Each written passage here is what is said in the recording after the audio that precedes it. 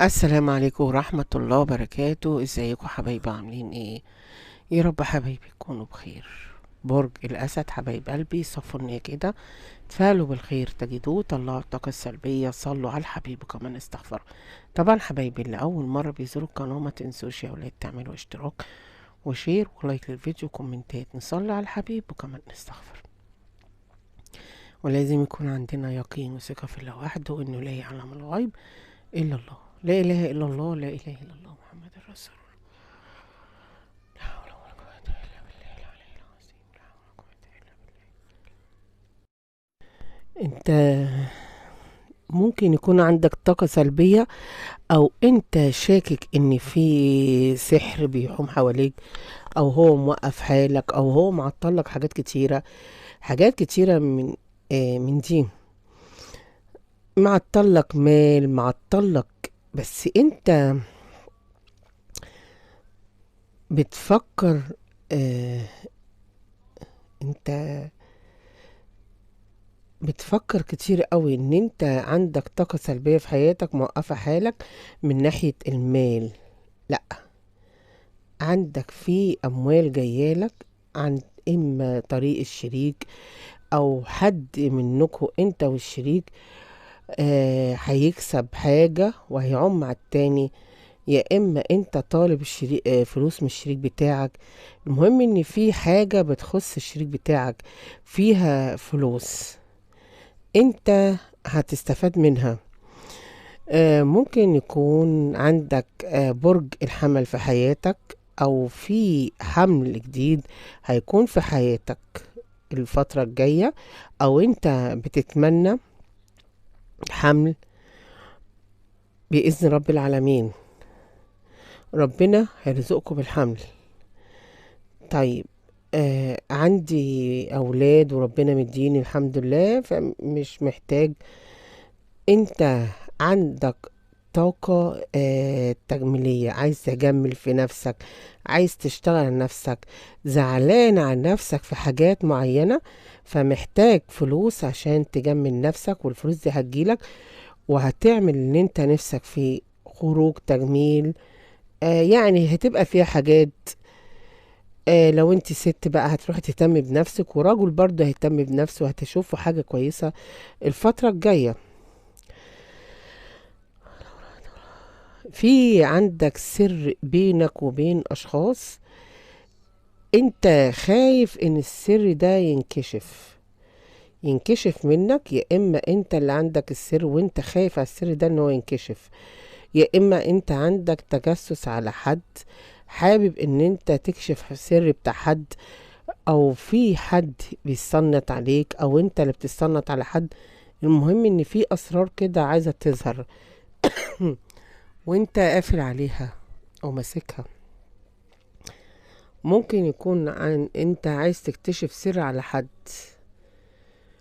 آه حد كده ناشف كده في الآراء، حد ما بيطلعش أسراره، حد كده ما بيطلعش، حد كده وراه خباثة، مواضيع، وراه قصص، انت عايز تعرف الشخص ده وراه ايه.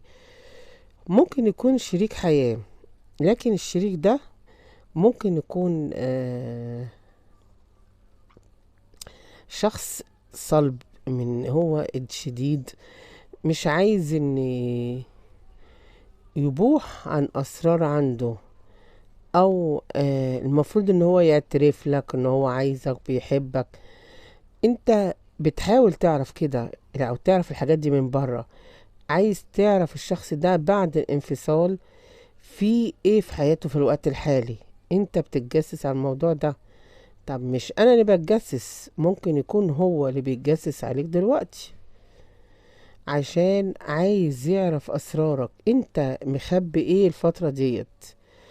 يعني الموضوع ده فيه انفصال او بعد عن الشخص ده، ففي حد منكم عايز يعرف اسرار بعض، او في بعد عنكم وعايزين تعرفوا ايه جديد عنكم.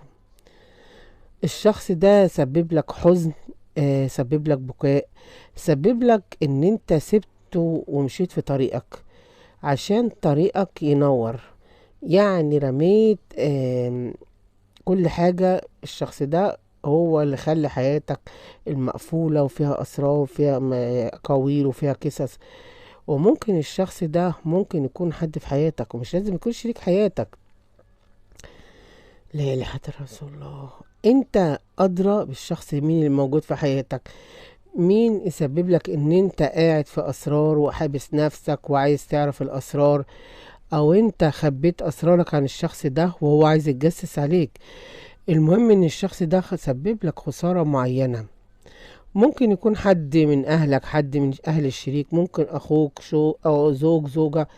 المهم ان الشخص ده حد قوي، حد صلب، حد جامد، سبب لك خسارات يا اما مادية يا اما معنوية، نفسية. فانت سبته وبعدت ومش عايز تكمل مع الشخصية دي او عايز تبعد، لكن هو اللي عايز يقرب.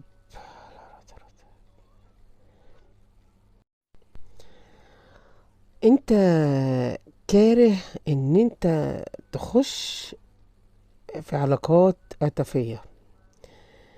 ممكن حصل معاك أزمة مع شخص، ممكن يتعرض عليك حاجة انت مش عايزها، او ممكن تكون في اشخاص عايزة تخش حياتك وانت رافض. عمل لك اكتئاب، عمل لك تعب نفسي. ممكن تكون عندك قاعدة مستني الشخص ده انه يرجع لك من تاني. يعني الشخص ده قاعد دلوقتي رافض الحياة الجديدة، رافض حاجات جديدة. حاول ان انت تخش في الحاجات الجديدة. هتقعد تستنى ايه؟ آه انت عايز الشخص القديم يرجع لك. يعني انت قاعد ان انت زعلان، انت مستني القديم ان هو يرجع لك. انت مش عايز حاجة جديدة. شغلك الشاغل ان انت تقف على رجليك، ان انت تبدأ حياة جديدة من ناحية العمل والشغل. عايز توري الشخص ده ان انت واقف على رجليك، ان انت بتتكسرش، ان انت مش هو اللي وليت النعمة، ومش هو اللي كان فاتح لك البيت ولا حياتك ولا موقفك على رجليك. ده ربنا هو اللي موقفك على رجلك. وانت عايز تثبت للشخص ده. انت هتشقى قوي الفترة الجاية وهتشتغل وهتلاقي عائد من شغلك، لان بعد ما تشتغل انت اللي بتصنع الاموال لنفسك والفلوس وواقفة على الرجل. لا، انا بهتم بخطواتي وببدأ اشتغل على نفسي، وهيجيون الاستقرار المادي بعد ما هتقف على رجلك كده، الوقفة اللي هتخليك واقف قوي. الاستقرار المادي بإذن رب العالمين. لا حول ولا قوة إلا بالله الرحمن الرحيم.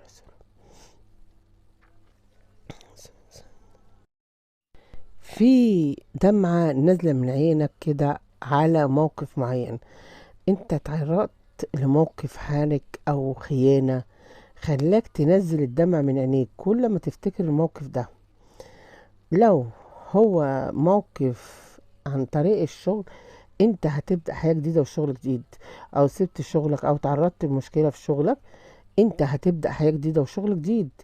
طب انا الموقف ده عبارة عن شخص خاني وبعد عني، او راح لعلاقة ثلاثية وسابني، عمل حاجة قوية فيا لدرجة ان انا مش قادر اسامع ومش قادر اغفر له. الشخص ده لو بعيد عنك في الوقت الحالي، خلي بالك ان الشخص ده بكيان عليك، بكى ما فيش بعد بكى، لكن سايبك لما تنسى الموقف ده، سايبك بمزاجه لما تنسى الموقف وتهدى عن الموقف حبة، لان هو عارف عواقب الموقف. طب لا، انا كويس، انا عايز الشخص يرجع وبديله بوادر ان هو يرجع. هو عارف ان هو غلط، هو عامل كده علامات حمراء ان هو غلط في حقك في شيء. فهو لو هو عنده احساس ان انت عايزه وقابله، في جزء منكم حاسس ان هو مش عايزه ورافض تماما، وفي جزء تاني بيقول انا شايف ان هو عايزني، لكن خليني لما يثبت ان هو عايزني كده زي ما بيقولوا ايه، بالفم المليان، يوضح بقى بتضحية، ينزل من نفسه. طب انا مش عايزه انزل من نفسي، فالدنيا واقفة واقفة بينك وبين الشخص ده. انت بتتكلم في دماغك على حاجة في دماغك، وهو كمان بيتكلم في موضوع تاني خالص. هو في عنده تكبر ورجوع من الشخص ده، حتى لو هو جرحك وبعد وعمل حاجة، لكن في وقفة بينك وبينه، خايف منك من حاجة معينة، خايف ان انت تهاجمه، خايف مش في ناس منكم مش عايز ترجع للشخص ده. انت عندك حبل تواصل مع حد، لكن انت واقف بتقطع الحبل ده. يعني انت في حاجة ربطاك بينك وبين شخص، آه، ولكن انت واقف، يا انت واقف بتقطع الحبل.